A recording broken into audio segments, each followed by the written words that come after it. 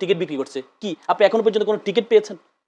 আপনি এখনো পর্যন্ত কোনো টিকেটের ছবি আমরা সোশ্যাল মিডিয়াতে পেয়েছি কিন্তু যে একটা টিকেট তারা বিক্রি করছেন? জি, আলমাম রাসা কিন্তু একটা বিষয় তো আছে আপনাদের বিরুদ্ধে বা জামায়াতের নারী মহিলাদের মধ্যে একটা তাদের বিরুদ্ধে একটা অভিযোগ হলো তারা বাড়ি বাড়ি গিয়ে এনআইডি নিচ্ছে, বিকাশ নাম্বার নিচ্ছেন এবং আমরা কিছু কিছু ভিডিওতে দেখেছি তাদেরকে জিজ্ঞেস করা হচ্ছে আপনারা এনআইডি নিয়েছেন কিনা, ভাই আমরা ভুলে নিয়েছি, এরকম কথাও স্বীকার করছে। নট এ সিঙ্গেল ভিডিও আমরা এখনো পর্যন্ত পাইনি। বাট আমরা আব্দুল সালাম সীতাকুণ্ডের যে 1700 কোটি টাকা যার বিরুদ্ধে এলিগেশন আজকে মিডিয়াতে আপনি দেখেছেন, তিনি হচ্ছে নির্বাচন উপলক্ষে অগ্রিম বিকাশ নাম্বার এবং কার্ড ছাপিয়েছেন গিফট, এটা আমরা দেখেছি। কিন্তু তারা যে মহিলারা নাম্বার চাচ্ছে, যদি নাম্বার চায় আপনি আমাকে বলেন, যদি নাম্বার চায় এখন কার হাতে ক্ষমতা? নির্বাচন কমিশনের হাতে ক্ষমতা। তাহলে কি আপনি কি একজন নাগরিক হিসেবে আইন হাতে নেওয়ার কোনো সুযোগ আছে? আপনার কাজ কি হবে? নির্বাচন কমিশনকে নালিশ করবে, নির্বাচন কমিশন তাদেরকে গ্রেফতার করবে। আপনি যে ফ্যামিলি কার্ডের নামে সারা বাংলাদেশে বিভিন্ন জায়গায় চাঁদাবাজি হচ্ছে, ফ্যামিলি কার্ডে নিয়ে বিভিন্ন কথা হচ্ছে, কে আপনাকে বাধা প্রদান করছে? কিন্তু কেউ যদি চায়, এটি হচ্ছে দেখেন, এর আগে আওয়ামী লীগ আমলে কি হতো জানেন? জামাত শিবির বা মহিলা জামাত কোথাও কোনো প্রোগ্রাম করলে বলে যে দেশ বিরোধী ষড়যন্ত্র করছে, এই জন্য তাদেরকে গ্রেফতার করছে। সরঞ্জাম কি? ইসলামিক বই। সরঞ্জাম কি? কোরআন হাদিস। আর এখন নতুন ন্যারেটিভ তৈরি করেছে, আপনি ভোট চাইতে যাইবেন, আপনি ভোট প্রত্যেকের ক্ষমতা আছে। আপনি দেখেন, আমি একটা ব্যাখ্যা আপনাকে একটু দিই। আপনি যখন ফ্যামিলি কার্ডটা দিচ্ছেন, ফ্যামিলি কার্ডের এগেইনস্টে কি দিবেন? টাকা দিবেন। তার মানে কি রিজিকের মালিক কে? রাজ্জাক। তার মানে আপনি তার রিজিকটা দিবেন ভবিষ্যতে। এটা এই জিনিসটা যদি আমরা এভাবে ব্যাখ্যা করি, এটাও তো আপনি রিজিকের মালিক যদি রাজ্জাক হয়, আপনি তার রিজিক দেওয়ার জন্য আপনি তাকে অগ্রিম কার্ড দিচ্ছেন। এই ন্যারেটিভ আমরা বিশ্বাস করি না। এখন জান্নাত আমি জান্নাত দিব, এভাবে কি বলেছে? আমি জান্নাত দিব বলেছে যে আপনি যদি ভালো কাজ করেন, আপনি যদি সৎ মানুষকে ভোট দেন, আপনি যদি যারা আল্লাহর আইনের জন্য কাজ করে তাদেরকে ভোট দেন, তাহলে আপনি জান্নাত পাবেন। এই জান্নাত পাওয়া একটা জিনিস আর জান্নাত দেওয়া একটা জিনিস, দুটোর মধ্যে পার্থক্য আছে। কেউ কি বলেছে আমি জান্নাত দিব? বারবার বলা হচ্ছে শিরক করছে। শিরক মানে কি? আল্লাহর সাথে শিরক করা, যে আমি নিজে জান্নাত দিব। আরেকটা হচ্ছে আপনি কাজ করলে, যেমন আমাদের আলেমরা কি বলে, আপনি 5 ওয়াক্ত নামাজ পড়েন, আপনি রোজা রাখেন, তাহলে আপনি জান্নাত পাবেন, বলে না? তার মানে কি সে কি জান্নাতে টিকিট বিক্রি করছে? আল্লাহ তো সরাসরি কোরআনে বলেছেন। আল্লাহ তাআলা কোরআনে একটা আয়াতকে আমি বলে শেষ করছি জানিল ভাই। কোরআনে একটা আয়াত আছে যে দাও, জান এবং মাল দাও, তাহলে আমি তোমাকে জান্নাত বিক্রি করে দিব। আল্লাহ বলেছেন যারা বিআন্না লাহুল জান্নাত, মানে জান্নাত তোমার কাছে আমি বিক্রি করব। দুইটার জিনিসের বিনিময়, একটা হচ্ছে জান আর একটা হচ্ছে মাল। যারা জামাত শিবির করে তারা প্রত্যেকে মনে করে যে আমি জামাত, দেখেন একমাত্র বাংলাদেশে একমাত্র দল যে দলে নিজের পকেট থেকে টাকা দিয়ে 5% টাকা দিয়ে জামাত ইসলাম করতে হয়। কেন করে? পাওয়ার জন্য না, সে পাওয়ার জন্য, সে চিন্তাই করে জান্নাত পাওয়ার জন্য। যে যার কাজে জান্নাত, কিন্তু যার কাজ হচ্ছে ন্যাশনালিজম, সে যখন জান্নাত পাবে। আপনি বিভিন্ন জায়গায় বক্তব্য শুনেছেন যে জিয়াউর রহমান নাম নিলে আপনি জান্নাত নিশ্চিত। বিভিন্ন জায়গায় বক্তব্য শুনেছেন, আপনি বিভিন্ন জায়গায় বক্তব্য জামাতকে ভোট দিলে জাহান্নাম নিশ্চিত, এটাও শুনেছেন। এটা যদি অপরাধ না হয়, এটা কিভাবে কেউ থাকলে? কিন্তু ওনার অভিযোগ হলো এই ইউনিটি করবার রাইট জামাত ইসলামের আমিরকে কে দিল? যেহেতু আপনারাই বলছেন টেম্পো স্ট্যান্ডের চাঁদাবাজি, এই চাঁদাবাজি, ওই চাঁদাবাজি জড়িত বিএনপি, তাই এই চাঁদাবাজি দলের সাথে ইউনিটি করার রাইট কে দিল? আসলে আমরা তো ইউনিটি জিনিসটাই বুঝি না। ইউনিটি মানে কি? ইউনিটি মানিটা যে শেখ হাসিনা যেটা করেছিল, যে জাতীয় পার্টিকে বলেছে তোমাকে 13-12টা সিট দিব, এরপর তোমাকে 2টা মন্ত্রিত্ব দিব, মানে নির্বাচনের আগেই বলে দেওয়া। ইউনিটি মানে বলতে বোঝানো হয়েছে ইউনিটি গভর্নমেন্টের পলিসিটা কিন্তু তারেক রহমান সাহেব যখন লন্ডন ছিল তখনই কিন্তু ঘোষণা করেছিলাম, 31 দফার মধ্যে ছিল, ঘোষণা করেছিলেন যে আমরা একসাথে কাজ করা মানে এটা না। একসাথে কাজ করা, দেখেন একসাথে কাজ করা বলতে আমরা বিরোধী দলকে কি মনে করি? বিরোধী দল মনে বিরোধী দলের পর্যায়ে পড়ে না, তার কোনো রাজনৈতিক অধিকার নেই, তার কোনো সভা সমাবেশের অধিকার নেই, সে বাইরে থাকবে এই অধিকার তার নেই, সংসদে থাকবে এই অধিকার তার নেই। যেমন বেগম জিয়ার উপর যেটা করা হয়েছে, জামাতের 9-10 জনকে ফাঁসি দেওয়া হয়েছে, মানে বিরোধী দল বলতে আমরা এটা বোঝাই। কিন্তু জামাতের আমিরের পক্ষ থেকে বলা হয়েছে আপনি যে ইউনিটি গভর্নমেন্টের কথা বলেছেন আমরা একসাথে কাজ করতে চাই, তার মানে কি আমি আমার মতো করে ইলেকশন করবো, আপনি আপনার মতো করে ইলেকশন হবে, যে জয়ী হবে আমরা বিপরীত পক্ষ তাকে সহযোগিতা করবো। 91 সালে আপনি কি দেখেছেন? 91 সালে যখন বিএনপি জয়লাভ করলো তখন 365 দিন হরতাল দেওয়া হয়েছে। তার মানে কি আপনাকে রান করতে দিব না, এই রান করতে দিব না, এটা থেকে আমরা বেরিয়ে আসবো। আপনি আপনার পলিটিক্স করবেন। একটা বিরোধী দল একটা সরকারের জন্য খুব গুরুত্বপূর্ণ, খুবই গুরুত্বপূর্ণ। একটা বিরোধী দল যদি শক্তিশালী হয় তাহলে গভর্নমেন্ট অটোমেটিক শক্তিশালী হতে বাধ্য। আজকে দেখেন বিএনপির অনেক ভালো ভালো কাজগুলো শুরু করেছে, সামাজিক কাজ। কেন হয়েছে? কারণ যখন দেখতেছে তাদের যে বিপক্ষ দল আছে তারা সামাজিক কাজ করছে, তাহলে আমাকেও সামাজিক কাজ করা উচিত। আপনি ছাত্র সংসদে ইলেকশনে যখন ব্যর্থতা যখন জগন্নাথে ইলেকশন আসলো, ছাত্রদল 31 দিন ব্যাপিয়া ছাত্র কল্যাণমূলক কার্যক্রম ঘোষণা দিয়েছে। কেন দিয়েছে? যখন দেখেছে না আমরা সমাজ ছাত্র কল্যাণমূলক কাজ থেকে পিছিয়ে পড়ার কারণে আমাদের এই ভরাডুবিটা হচ্ছে।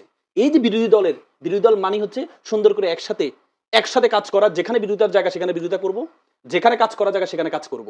এবং কি আগামী 5টা বছর, উনি রয়টার্সকে বলেছে আগামী 5টা বছর আমরা যে ইউনিটি গভর্নমেন্ট কাজ করতে পারি তাহলে আমাদের সংস্কারগুলো বাস্তবায়ন হবে। আর সংস্কারগুলো যদি বাস্তবায়ন হয় তাহলে ভবিষ্যতে কখনো কোনো স্বৈর শাসক তৈরি হবে না।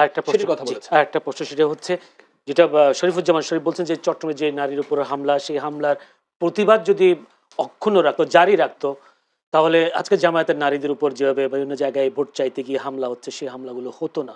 তার এই অভিযোগে কি জবাব দিবেন? চট্টগ্রামে জামাতের যেটা করেছে সে বড় ধরনের কিছু না, সমর্থক পর্যায়ে ছিল এবং জামাতেরা প্রতিবাদ করেছে। এবং সে যখন তাকে, আপনি দেখেন এই অবস্থায় বলা হয় যে সব প্রশাসন জামাতের, কিন্তু তাকে গ্রেপ্তার করা হয়েছে। আপনি দেখেছেন এই পর্যায়ে এতগুলো মহিলার উপর আক্রমণ হয়েছে, এত জায়গা আক্রমণ হয়েছে, এত জায়গা আক্রমণ হয়েছে, কোথাও একটা মামলা হয়েছে? গ্রেপ্তার তো দূর কথা, মামলাও হয়নি, কিন্তু সেদিন মামলাও হয়েছে, তাকে গ্রেপ্তার করা হয়েছে, সে জেলও খেটেছে, তারপর জামিন পেয়েছে। তার যে পাশের যে লোকগুলো ছিল সেগুলো তাকে ফুল দিয়ে বরণ করে মামলা নিয়েছে। কেন করছে না জামায়াতের নারীরা? জামাতের মামলা নিচ্ছে না।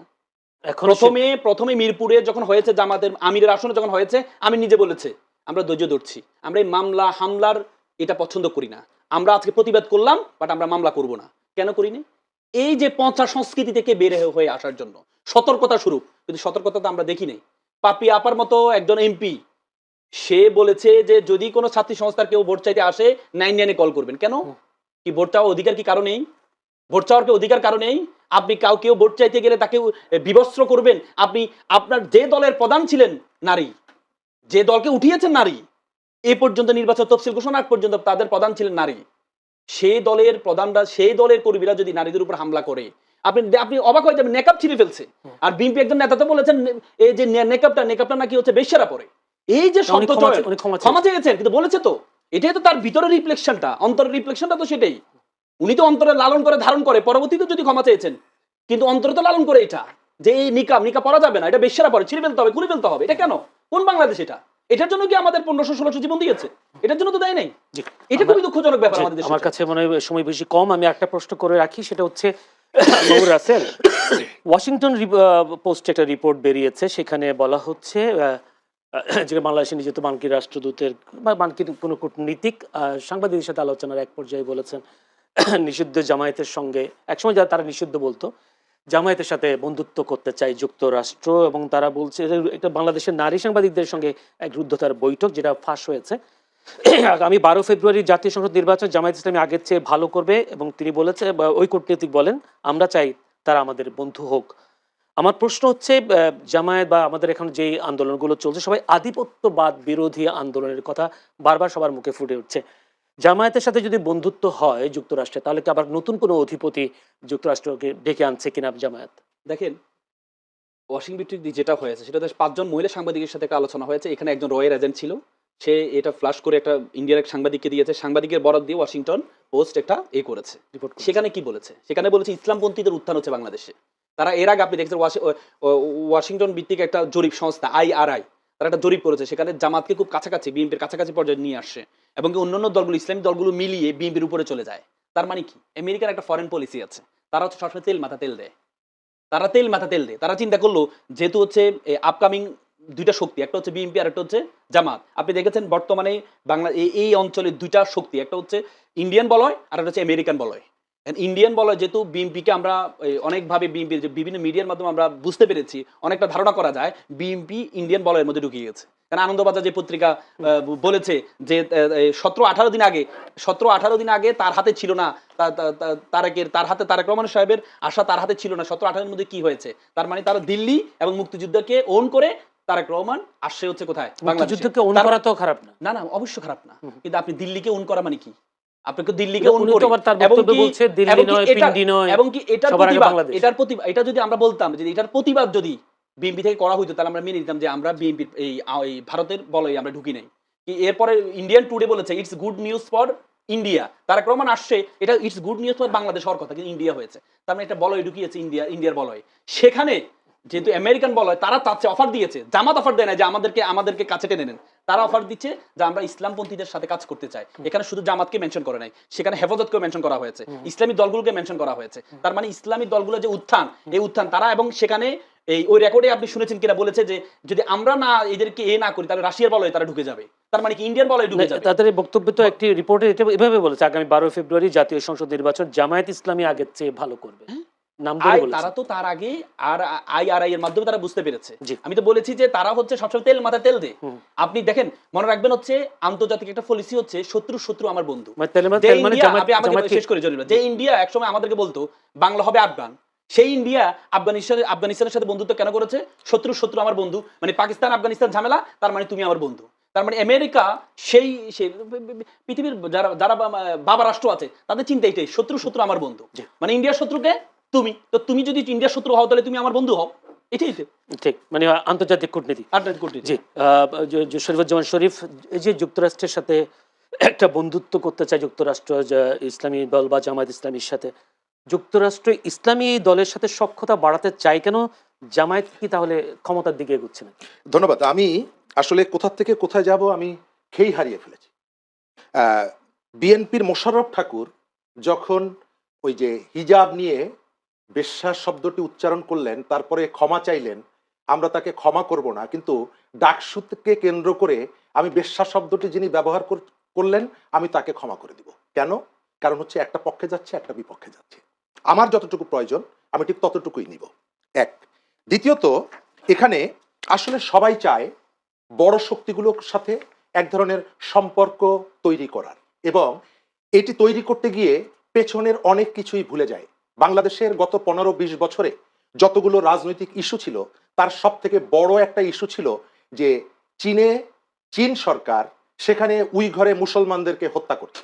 গত 1 বছর অথবা তার আগে বাংলাদেশের প্রচুর পলিটিক্যাল পার্টি এবং পলিটিশিয়ানরা চীনে গেছেন, চীনের সরকারের লোকজন তাদের সাথে বৈঠক করেছে, কিন্তু গত 1.5 দশক যারা এই স্লোগানটা তুলেছে যে চীনে নিষ্ঠুরভাবে মুসলমানদেরকে হত্যা করা হচ্ছে, তারা একবারও চীন সরকারের কাছে যখন গেছে তখনও জিজ্ঞেস করেনি, যখন দেশের ভেতরে বৈঠক করেছে তখনও জানতে চায়নি যে আপনাদের দেশে উইঘরে যে মুসলমানদেরকে হত্যা করছেন এটি কেন করছেন, কেন বন্ধ করছেন না। কারণ ঠিক এই মুহূর্তে চীনকে আমার সাথে রাখা দরকার, চীনের কাছ থেকে সুবিধা নেওয়া দরকার। আমেরিকা পৃথিবীর কোথাও মঙ্গলের জন্য আসে না, কিন্তু অনেক জায়গায় আমেরিকাকে ওয়াশ করতে হয়, আমেরিকাকে সন্তুষ্ট রাখতে হয়, এবং বাংলাদেশে সেটি হয়। বাংলাদেশের বড় রাজনীতিবিদরা, বড় দলগুলো বলতে আমরা যাদেরকে বুঝি, তারা অনেক সময় আমরা দেখেছি যে তাদের ওয়ারেন্ট অফ প্রেসিডেন্সের অনেক নিচু স্তরে অবস্থান করার পরও তারা দল বেঁধে চলে যান আমেরিকার রাষ্ট্রদূতের বাসায়। বন্ধুত্বপূর্ণ সম্পর্ক সবার সাথে আপনার থাকতেই পারে, কিন্তু তার মানে এই না যে কারো কাছে আপনি দাসত্ব স্বীকার করবেন। আমাদের এখানে একটা বড় আলোচনার বিষয় হচ্ছে যে আমরা রাজনীতিতে সংস্কার করতে চাই। একটা ঐক্যমত্য কমিশন গঠিত হয়েছিল, সংস্কার কমিশন গঠিত হয়েছিল, কিন্তু দুর্ভাগ্য হচ্ছে আমাদের যে আমরা আমেরিকার অনেক কিছুই ক্রিটিক করি, সমালোচনা করি, সারা পৃথিবীতে আমেরিকার যে দখলদারিত্বের সমালোচনা করি, ফিলিস্তিনের রক্তাক্ত ঘটনার জন্য আমেরিকাকে দায়ী করি, কিন্তু বাংলাদেশের আলী রিয়াদ যখন এই যে সংস্কার কমিশনের সমস্ত এজেন্ডাগুলো নিয়ে ড্রাফট কপি নিয়ে আমেরিকান দূতাবাসে গিয়ে বৈঠক করেছে, বাংলাদেশের পলিটিক্যাল পার্টিগুলো কখনো বলেনি যে আমার দেশের সংস্কারের সাথে আমেরিকার সম্পর্ক কি, আপনি কেন সংস্কার কমিশন নিয়ে সেখানে এসেছেন। যখন গত 3 মাসে 350-র বেশি মানুষকে পায়ে শিকল পরিয়ে আমেরিকা আমাদের এখানে পাঠিয়ে দিয়েছে, বিমানবন্দর পর্যন্ত তারা একেবারে বাধা অবস্থায় ছিল, হাত পা বাধা, আমাদের দেশের পলিটিক্যাল পার্টিগুলোর ভেতর থেকে একবারও প্রতিবাদ করা হয়নি যে কেন আমার জনগণকে, তার কোনো একটা ভুল থাকতেই পারে কিন্তু তাকে তুমি বেঁধে পাঠাতে পারো না। ভারতের মতো দেশের নাগরিকদেরও কিভাবে পাঠিয়েছে, কিন্তু তারা প্রতিবাদ করেছে এই ঘটনায়। আমাদের এখান থেকে কোনো প্রতিবাদ হয়নি, বরং কোনো ক্ষেত্রে আমি যেটা বললাম যে সংস্কার কমিশনের রিপোর্ট, আমি কেন সেখানে যাব, আমার এই কমিশনের রিপোর্ট নিয়ে কেন যাব। ভারতের বিষয়টা আমরা কখনোই মনে করি না যে বাংলাদেশের ভারতের সাথে সম্পর্কটা কখনোই সম্মানের ছিল না। ভারত আমাদের এখানে প্রভুত্ব দেখানোর চেষ্টা করেছে, ভারতকে ডেকে নিয়ে আসা হয়েছে, আবার কখনো কখনো ভারতের সাথে সুসম্পর্ক গড়ে তোলার চেষ্টা করা হয়েছে। গত 3-4 দিন আগে প্রজাতন্ত্র দিবসে আমরা কিন্তু দেখেছি যে আমাদের বন্ধুত্বপূর্ণ সম্পর্ক, আমাদের রাজনৈতিক দলগুলোর মধ্যে জামাতের সাধারণ সম্পাদক তিনি গিয়েছিলেন, ধন্যবাদ জানিয়ে এসেছেন ভারতের জনগণকে। আমরা আশা করেছিলাম অন্যান্য রাজনৈতিক দলগুলোর শীর্ষ নেতারা হয়তো একই কাজ করবেন, কিন্তু কেউ যায়নি, অন্যান্য দলগুলোর ছোট নেতারা গেছেন, কিন্তু তিনি গিয়েছেন এবং তিনি যে প্রত্যাশা ব্যক্ত করেছেন আমরা তো সেটি চাই যে বাংলাদেশ মর্যাদা নিয়ে দাঁড়াক। বাংলাদেশ সময় আমার কাছে নেই।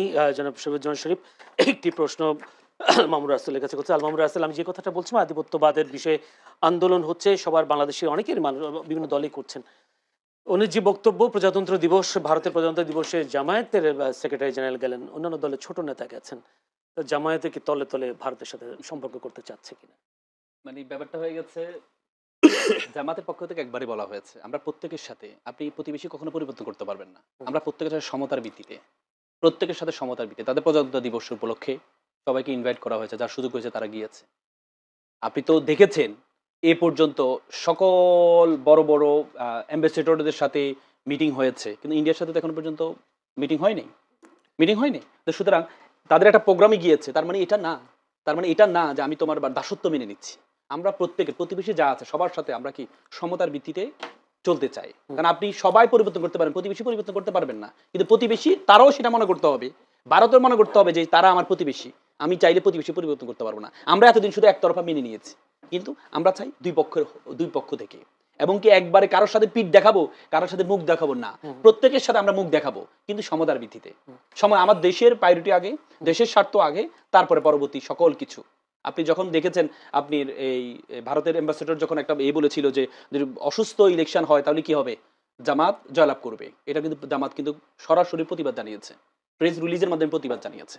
তাহলে এটা এই গাছ তো আছে যে ভারতের পররাষ্ট্র মন্ত্রণালয় থেকে যদি কোনো কিছু হয় আমরা প্রতিবাদ জানাতে পারি, কিন্তু তার আগে আমরা বিএনপি থেকে প্রতিবাদটা পাইনি। ইন্ডিয়া টুডে যে রিপোর্ট করেছে, আনন্দবাজার যে রিপোর্ট করেছে, সেই রিপোর্টের প্রতিবাদটা আমরা দেখি নাই, কিন্তু জামাতের পক্ষ থেকে সেই প্রতিবাদটা আসছে, তার মানে তারা গাছ দেখাতে পেরেছে যে আমরা প্রতিবাদ জানাতে পারি। শেষ প্রশ্ন, আমার কাছে 1 মিনিট সময় আছে, আর সেটা হলো আজকে তারেক রহমান বলেছেন, বিএনপির চেয়ারম্যান বলেন, মানুষের জন্য রাজনীতি করি, দেশ পরিচালনার অভিজ্ঞতা শুধু বিএনপির আছে, সমস্যার সমাধান করতে চাইলে দানের শীষের ভোট দেওয়ার বিকল্প নেই। আমার প্রশ্ন হলো, জামায়াত যদি কোনোদিন ক্ষমতায় যায় বা কোনোদিন ক্ষমতায় যায়ও নি, দেশ পরিচালনার কোনো অভিজ্ঞতাও নেই, তো জামায়াত বলছে তারা জয়ী হয়ে ক্ষমতায় যাবে, দেশ পরিচালনা করতে পারবে কি জামায়াত? মানে কেন পারবে না আপনার কাছে মনে হচ্ছে? যেমন আমি কেন পারবে না? জামাতের যে পলিসি সাবমিট আপনি দেখেছেন,